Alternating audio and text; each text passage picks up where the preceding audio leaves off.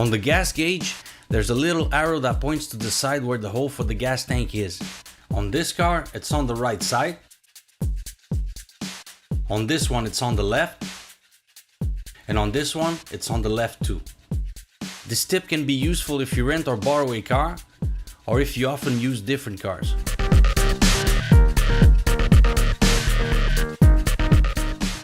If, when exiting a back street or a narrow street, you have to cross a sidewalk and you don't see to the sides because of the building walls, look for reflections in the doors of the parked cars, if there are any, to see if there's somebody coming on the sidewalk.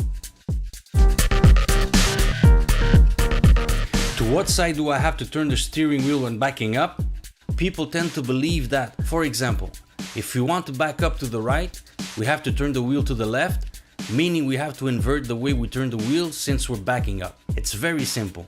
You always turn the steering wheel to the side where you want to go, no matter if you're backing up or moving forward. If I turn the wheel to the left, I move forward to the left, and if I back up to the left too. If I turn the wheel to the right and move forward, I go to the right, and if I back up, I go to the right too.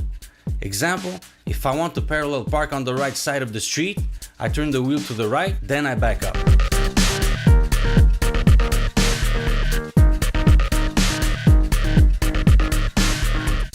Another tip related to the steering wheel, especially when doing 90 degrees parkings, is how to know if the wheels are straight. For the wheels to be straight, the steering wheel also has to be straight. But there are 3 positions where the steering wheel can be straight. Wheels straight, 1 turn to the left, and 1 turn to the right. So, to know if the wheels are straight, we straighten the steering wheel no matter what its actual position is, and we move forward a bit. If we go straight, it means the wheels are straight. If we go to the left, we turn the steering wheel 1 turn to the right and the wheels are straight. And if we go to the right, we turn the wheel 1 turn to the left and the wheels are straight.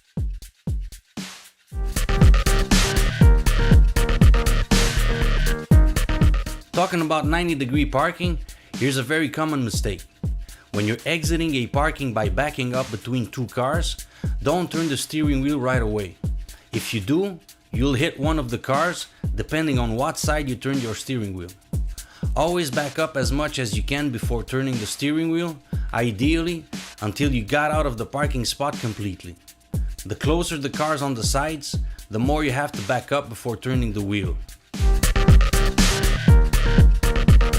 If you're driving on a street where there are no parked cars on one side and no visible lines on the asphalt, and you don't know if it's a 1- or 2-way street, look at the panels on the other side of the street. If you see the back of them, like in this case, it means you're on a 2-way street. If you see the front of them, you're on a 1-way street.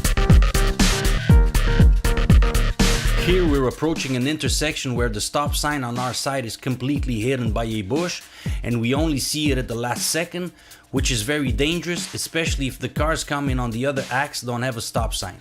In this case, look at the other side of the intersection. If we see the back of a stop sign, it means that we also have a stop on our side. Same thing here with the truck blocking the stop on the right side.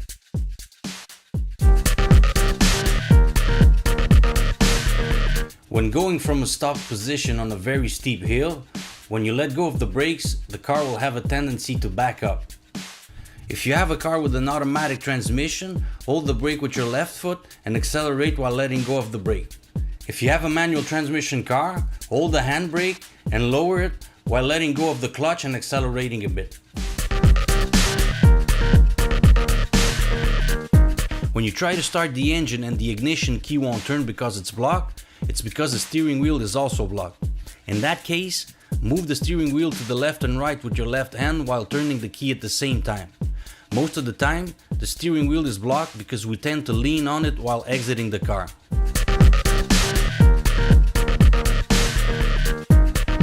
If a vehicle is following you closely with its I-beams on, you'll be blinded. By pulling the small lever underneath your central rear view mirror, you'll still see what's going on but won't be blinded anymore. I hope you liked this video. Thanks for watching.